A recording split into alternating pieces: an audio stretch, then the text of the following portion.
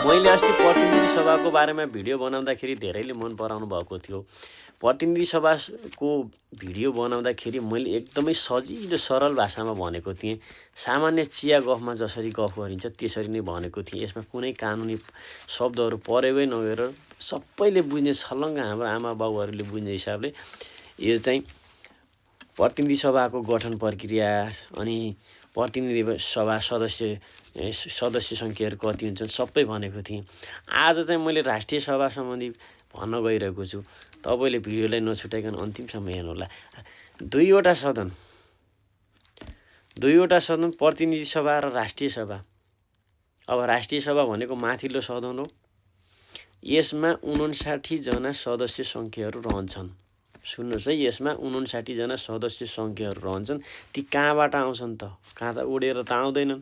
तिनीहरू पनि प्रतिनिधि सभाका सदस्यहरू निर्वाचित भए जस्तै गरेर तिनीहरू पनि निर्वाचित भएर राष्ट्रिय सभामा जान्छन्। अब कसरी जान्छन् भन्दाखेरि 59 जना सदस्यहरूमा एउटा प्रदेश, अर्थात् हाम्रो नेपालमा 7 वटा प्रदेश छन्। एउटा प्रदेशबाट कम्तीमा पनि 8 जना सदस्यहरू छनौट हुन्छन्।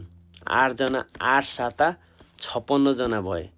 अब 7 वटा प्रदेशबाट प्रत्येक प्रदेशबाट 8-8 जनाका दलले छनौट हुन्छन् र बाँकी भनेको 3 जना। 59 मा अब बाँकी रह्यो 3 जना।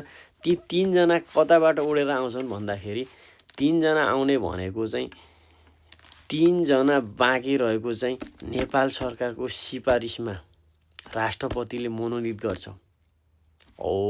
यहाँनिर बुझ्नुपर्ने कुरा छ। 3 जनालाई नेपाल सरकारको सिफारिसमा राष्ट्रपतिले मनोनित गर्छ। अब ती 3 जनालाई राष्ट्रपति पछाडिका हाम्रा राष्ट्रपतिले चाहिँ मनोनित गर्नुहुन्छ र 3 जनामा पनि 1 जना चाहिँ महिला अनिवार्य। 1 जना 8 जना सदस्य सङ्ख्याहरूबाट पनि 3 जना कम्तीमा पनि 3 जना महिला, 1 जना दलित र 1 जना अल्पसङ्ख्या अथवा अपाङ्ग। यसरी चाहिँ 5 जना भए। अब रह्यो बाँकी 3 जना सदस्य चाहिँ 3 जना चाहिँ समावेश यसरी खुलाबाट आउने। अब यिनीहरूलाई भोट कसले गर्छ र भोट 1 जनाले भोट गरे बापत कति सङ्ख्या गनिन्छ? यी प्रतिनिधि राष्ट्रिय सभाका सदस्यहरूलाई भोट गर्ने भनेको प्रदेश सभाका सांसद अथवा प्रदेश सभाका सदस्य भन्नुहोस्, प्रदेश सभाका सदस्य अर्थात् प्रदेश सांसद।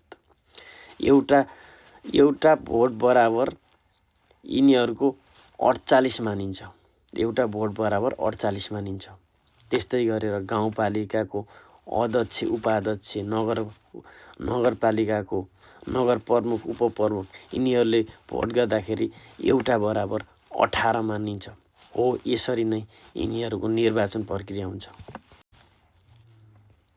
र यसरी नै छानिएर राष्ट्रिय सभामा जान्छन् र जनताका काम कारबाहीहरू अगाडि बढाउँछन्। फाइनली राष्ट्रिय सभाको निर्वाचन सदस्य सङ्ख्या के कति छ बुझ्नुभयो होला।